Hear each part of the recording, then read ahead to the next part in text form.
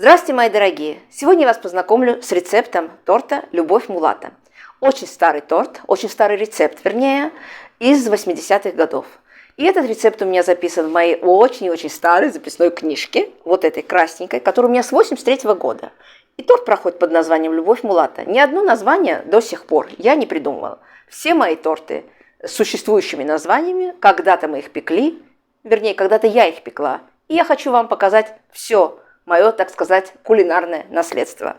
Ну что, мои дорогие, сегодня торт у нас будет праздничный, большой и очень недорогой, можно сказать, даже бюджетный и легкий. Я вам объясню сегодня все подробно, и получится у всех этот замечательный, вкусный торт «Любовь Мулата». Начнем печь, мои дорогие. Сегодня для теста нам понадобится 4 яйца. Яйца разбиваем в посуду, где будем взбивать тесто. Да, забыла вам сказать, духовку сразу же включаем разогреваться. Как только начинаем делать тесто. Подсаливаем, щепоточка соли и 250 грамм сахарного песка. Яйца взбиваем буквально 2-3 минутки, очень быстро, чтобы они чуть-чуть побелели. Вот до такого состояния. Добавляем 2 столовые ложки меда. Всю раскладку в граммах я напишу под видео. Сюда же добавляю 100 грамм растопленного сливочного масла. Масло должно остыть чуть-чуть. Ванилин или ванильный сахар. И в оригинальный рецепт идет сода. 1 чайная ложка соды, которую мы гасим 1 столовой ложкой уксуса. Можете прекрасно положить разрыхлитель.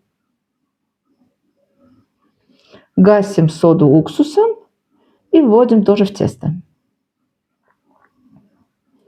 Перемешиваем еще раз. Хорошенько все. Можно это все сделать венчиком уже без миксера. И добавляем 100 грамм орехов. Орехи у меня грецкие.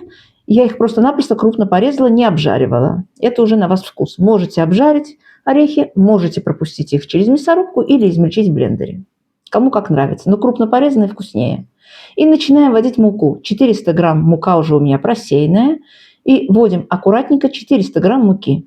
2-3 этапами. Тесто у нас будет не крутое и не жидкое. Сейчас я вам покажу, какой консистенции у нас будет тесто. Вот такое оно у нас получается. В тесто не идет ни сметана, ни йогурт, ничего. И сейчас нам нужно будет выпекать коржи. У нас будет 4 коржа. 3 коржа у нас будет одинаковых по 320 грамм приблизительно, а 1 будет маленький на обсыпку. Форму 24 сантиметра я застелила пергаментной бумагой и отправляю сюда приблизительно 320 грамм теста. 4 полные столовые ложки. Распределяю вот таким образом. Постоянно обмакиваю столовую ложку в воду. Можно точно так же просто намочить руку и мокрой рукой распределить тесто по форме. Так даже намного легче будет. Отправляем выпекаться. Корж у меня выпекался сегодня 15 минут при температуре 180 градусов. Главное, не пересушивайте коржи, доводите вот до такого состояния, вот до такого цвета, вернее, и сразу же вытаскивайте. Я охладила корж буквально 5-6 минут и переворачиваю его на решетку. Опять-таки обратно переворачиваем и оставляем остужаться. Точно таким же образом выпекаем еще 2 коржа. У нас будет 3 коржа по 320 грамм, как я вам уже сказала. Отправляем выпекаться. А это уже маленький корж, 3. Он у нас получается где-то приблизительно 200 грамм. Коржи у нас уже выпеклись. Вот такие мягкие они получаются. А маленький коржик я немножко подержала подольше, чтобы он получился немножко темнее цветом. Его мы будем измельчать на обсыпку.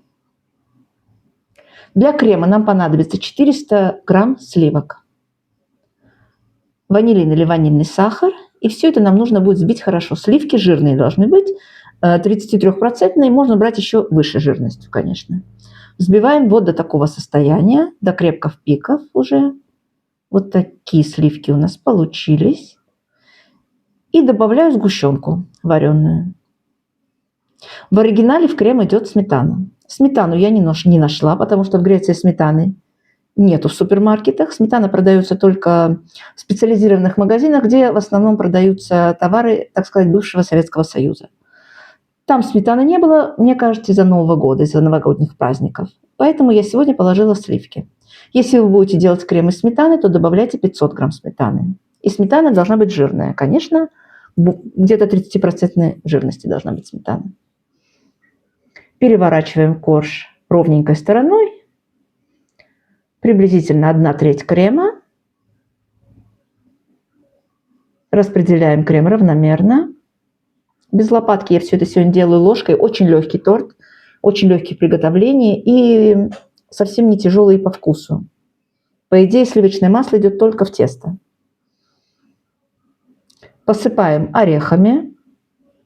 Приблизительно 2 столовые ложки орехов нарезанных. Это уже тоже на ваш вкус. Можете, конечно, орехи не посыпать. Можете только орехи положить в тесто. И таким образом нам нужно будет собрать весь торт.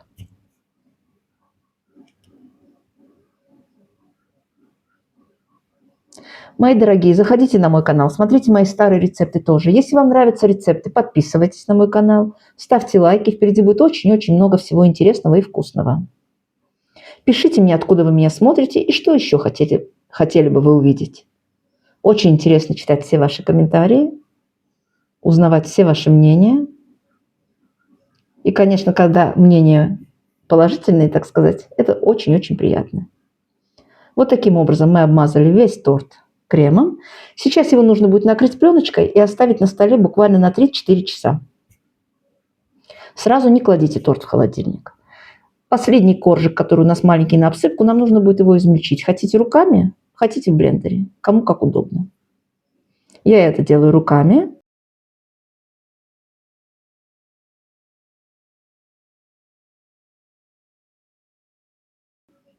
Крошка у нас уже готова. И торт уже у меня постоял 5-6 часов где-то на столе. Я его утром сделала, и вечером сейчас я его буду обсыпать, вернее, оформлять, так сказать. Вначале бока. Этого коржика хватает на обсыпку всего торта. Но у меня остались немножко орехи, поэтому я верх скомбинирую.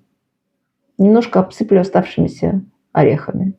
Вы можете весь торт обсыпать крошкой, кому как удобно и кто как больше любит.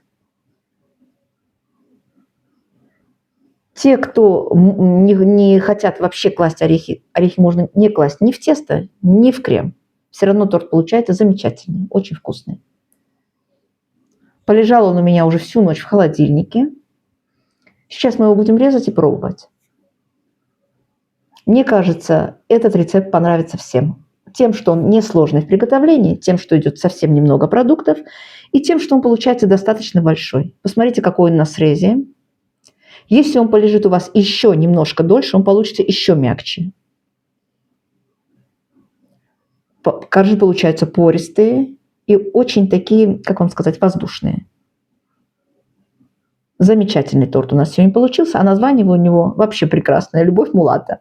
Ну что, мои дорогие, пеките, пробуйте, зовите всех своих родных и близких, и друзей, кого хотите угостить, угощайтесь, заваривайте чай. Всем приятного чаепития, всех люблю, до новых встреч, пока-пока.